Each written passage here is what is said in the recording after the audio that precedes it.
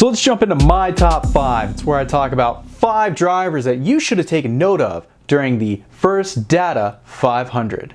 Corey Lajoie. Corey Lajoie in the number 32 Go Fast Mustang. Scooby and the gang definitely brought some good vibes to that car. Okay, started 36th, all right, not that great, but once the green flag dropped, they were moving forward. Were in the top 25, top 20 the entire race, and also stayed on the lead lap the entire race. Okay, they had a stout Mustang, were able to keep it very clean, because when they brought it home in 18th, the car looked pristine. Like, I don't think he really got too much of a scratch on that mystery machine. So great job for Corey, great job for Go Fast, building for next year. And this is a classic case of a team finding speed later in the season, and I like it. I love when we see teams find speed later in the season. It gives me hope for their, what's going to come in the future, whether it's just for the end of the season or for the next season. And for 2020, I have some good feelings for Go Fast Racing and Corey Lajoie. Kyle Larson. All right, Mr. Larson survived Martinsville. He came home 9th. That was key, all right?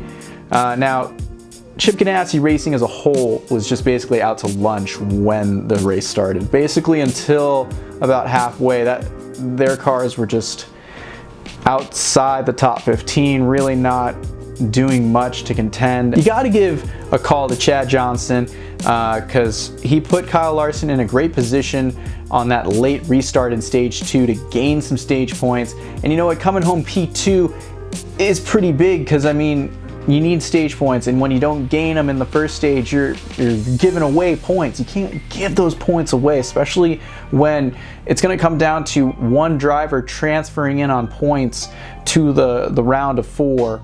So, every point is critical. So great job for them to do that and capitalize on some points out there. And then, Larson had to miss some pretty big wrecks in the final 100 laps and kept his car relatively clean and came home with the top 10 finish.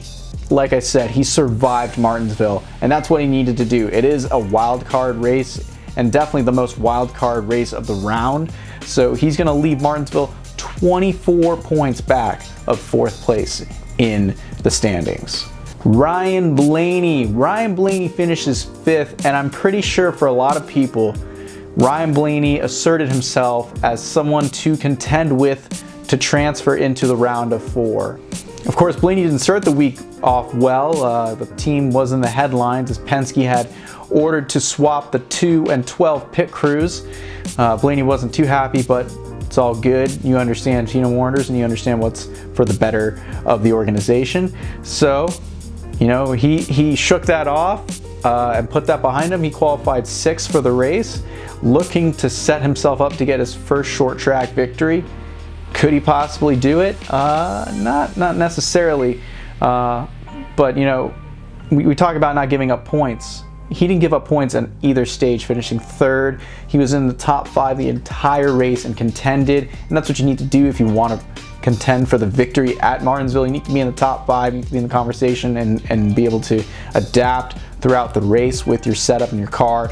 And Blaney was there, but he wouldn't let anybody ruffle his feathers, not even his teammates, especially even with less than 100 to go when people were beating and banging his rear bumper. He wasn't just going to let him by very easily. So Blaney put up a fight. He asserted himself as someone not just to be pushed around, as well as someone to consider for the final spot in the championship 4 going to Homestead. So Blaney ends up with a great 5th place finish, great top 5. He's going to leave 15 points back of 4th. William Byron finishes 2nd. That's a career best for the kid. And he's not a kid, all right? I think we've had that asserted enough. And you got to give it up for him having such a stout run. He ran like a veteran all weekend long, because first you got to qualify well at Martinsville if you want to finish well. He started 11th. That's really good. You want to start near that top 10. If not, you definitely want to be in the top 10. But he finished 6th in both stages as well, and that's what you also have to do. You have to be in the top 10 all day, advancing your car, making sure you're keeping up with the conditions of the track, and also with your competitors. And he had the best coach and encourager on his side with Chad Knaus. We've all expected Chad Knaus to be a cheerleader, especially we've seen in the past with Jimmie Johnson. He really rose up and asserted himself in that role for William Byron, having his back, being in his corner, and it really helped propel him, obviously, almost to the back bumper of Martin Truex Jr., but ultimately it was not enough. Byron's going to have to settle for his second consecutive top 5, his career best, and probably turning a lot of heads because he's really asserting himself as someone who could break out either at the end of the season and get his first victory, or we could be talking about William Byron quite a lot in 2020. Hendrick Motorsports has really been stepping up their program, but it's all a matter of time, so we'll have to wait and see. Martin Truex Jr., MTJ, get yourself another win. He went into the weekend as maybe the second car in the conversation of who would be the best Joe Gibbs car, and everybody had Denny Hamlin pegged to be the best car, and honestly I did too. I thought Hamlin was going to win this round and Truex would win Texas and maybe Kyle Busch wins Phoenix. No, Martin Truex Jr. asserted himself from the beginning of this race, and he did that by taking the lead and never letting it go. I mean, he led 464 laps. That's a career high for him, all right? He'd never led that many laps in a race before, and he does it at what is considered by him to be one of his worst tracks in the past. And if you look at his record, yeah, he hasn't performed really well at the paperclip, but in this race he wins both stages, dominates all race long, gets the victory, and he's going to Miami.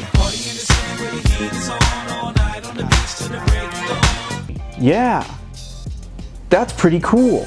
I mean, people might think it's boring that someone leads that many laps and basically dominates a race, but you know, there was so much action throughout the race that you kind of forgot that Martin Truex Jr. was leading, and you focused on everything else that was going on, but still this was a dominating performance, one to surely go down in history.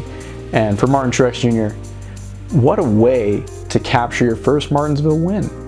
I couldn't have summed it up better for him myself. And that was my top 5. I hope everyone enjoyed the race this weekend, and maybe you watched or considered some of these drivers to be in your top 5 as well. Who will be in my top 5 next week?